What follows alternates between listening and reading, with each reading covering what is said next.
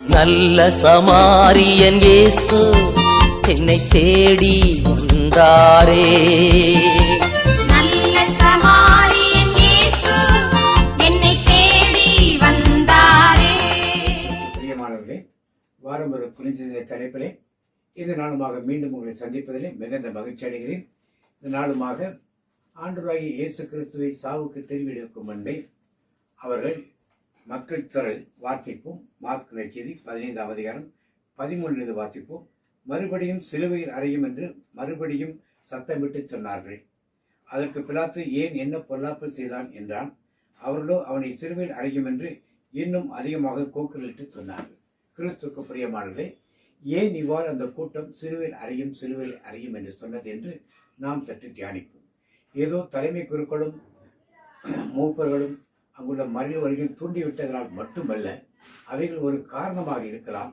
ஆனால் அவ்வளவு பெரிய கூட்டம் இயேசுக்கு எதிராக ஏன் திரும்பியது என்று சற்று நாம் தியானிப்போம்.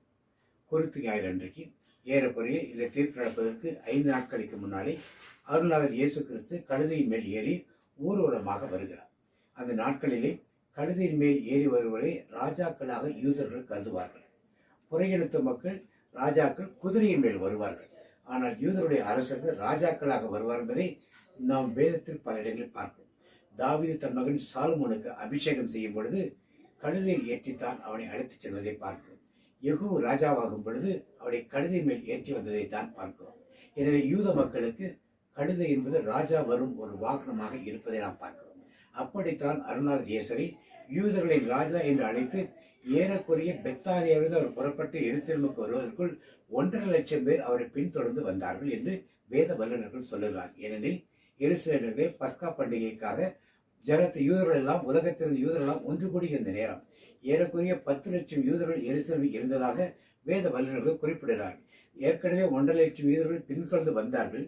அவர் எருசலேமுக்கு அருகாமல் வரும்பொழுது எருசலேமிலிருந்து புறப்பட்டு சென்ற யூதர்கள் பலரும் அவரையோடு பின்னோக்கி ஏறக்குறைய 3 லட்சம் 4 லட்சம் மக்கள் அவரை பின்தொடர்ந்து வந்து யூதர்களின் அரசரைய வாழ்க, இஸ்ரவேலை காக்க வந்தவரை வாழ்க என்றார்கள். உன்னதங்களில் ஓசானா என்றார்கள்.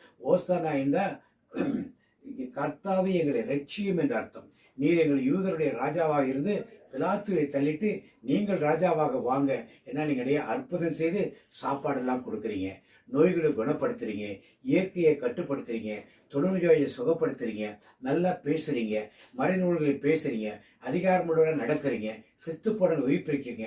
இப்படிப்பட்ட நீங்கள் எங்களுக்கு ராஜாவாக வந்துட்டா நாங்கள் ரோமர் அடிமைத்தனத்தில் விடுதலை பெற்று விடுவோம் என்று அவர்கள் யூதர்கள் மிகுந்த மகிழ்ச்சியோடு ஆர்ப்பரித்து அழைத்து சென்று அங்கே யூதருடைய அரண்மனைக்கு அழைத்து செல்லாமல் இருக்கும் பொழுது பாதை 2ஆக பிரிகிறது. ஒரு புறம் யூதரின் பிரார்த்தன் அரண்மனை, இன்னொரு புறம் அந்த தேவாலயம் வரும் பொழுது இவர் அரண்மனை பக்கம் செல்லாமல் தேவாலயத்து பக்கம் சென்று 5 நாட்களுக்கு முன்னால் எப்படி பஸ்கா ஆட்டுக்குட்டி அடிக்கப்பட வேண்டியதை ஆசாரிய இடத்தில் அவர்கள் காண்பிக்க வேண்டுமோ அதற்காக ஒரு தேவாலயத்தை செல்கிறார். அந்த இடத்திலே மக்களுக்கு பெருத்து ஏமாற்றம்.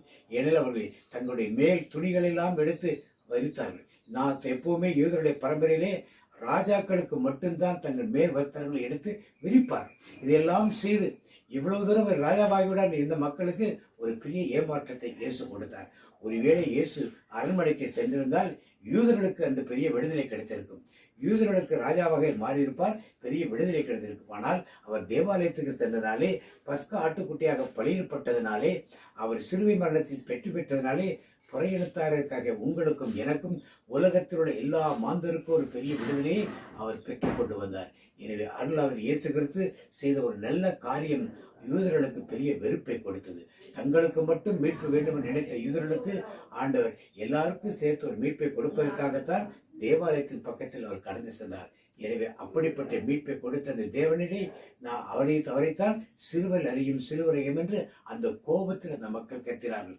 வெறுமனை தலைமைத்த குருக்களும் மறுவரையில் சொன்ன வார்த்தைகளால் மட்டுமல்ல, அவர் தங்களை ஏமாற்றி விட்டாரே, அவர் தேவாலயத்தில் சென்று விட்டாரே, பிலாத்துவை தள்ளிட்டு அவர் ராஜாவாக மாறவில்லையே என்ற ஆத்திரத்தில் தான் அவர்கள் அவருடைய சிலுவையில் அறையும் என்று கத்தினார்கள். எனவே இந்த வேதத்தின் சத்தியங்களை நாம் உணர்ந்து அருள்நாதர் இயேசு கிறிஸ்து நமக்கு கொடுத்த அந்த பெரிய மீட்பு, சிலுவையின் மீட்பை நினைத்து நாம் மகிழ்ச்சியோடு சந்தோஷத்தோடு எதிர்வரும் நாட்களிலே அந்த மீட்பின் திட்டத்தின்படி சிலுவை பாடுகளின் பாதைகளை நாம் சென்று பரலோக வாழ்க்கை பெற்றுக்கொள்வோம். இயேசுவுக்கு புகழ், இயேசுவுக்கு நன்றி. மீண்டும் ஒரு குறிஞ்சதிலே அடுத்த வாரம் உங்களை சந்திப்போம்.